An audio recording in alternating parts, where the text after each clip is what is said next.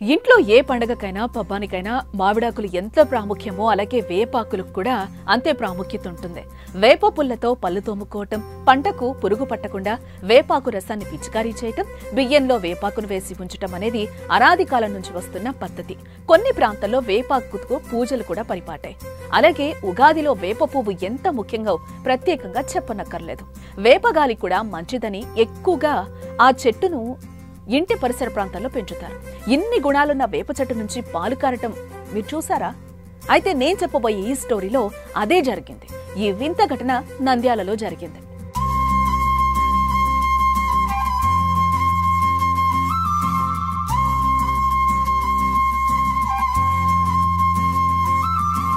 ఆత్మకూరు మండలం వెంకటాపురం గ్రామంలోని ఉర్దూ స్కూల్ సమీపంలో విచిత్ర సంఘటన ఒకటి చోటు చేసుకుంది. వేప చెట్టు నుంచి తెల్లటి పాల లాంటి ద్రవం వస్తూ ఉండటంతో అక్కడి ప్రజలు ఈ వింతను చూడటానికి పెద్ద సంఖ్యలో చేరుకుంటున్నారు. వేప చెట్టు నుంచి పాలు రావటం దేవుడి మహిమేనని విశ్వసిస్తూ పూజలు నిర్వహిస్తున్నారు అక్కడి జనాలు. చెట్టు నుంచి కారుతున్న పాలలాంటి ద్రవాన్ని ప్రసాదంగా భావించి ఇళ్లకు తీసుకెళ్తున్నారు. వేప చెట్టు నుంచి పాలు కారటం వెనుక ఉన్న సైంటిఫిక్ రీజన్ ను నిపుణులు చెప్తున్నప్పటికీ ప్రజలు విశ్వసించటం లేదు. వేప చెట్టు నుంచి పాలలాంటి పదార్థం రావడానికి గల కారణాన్ని శాస్త్రవేత్తలు బయటపడ్డారు.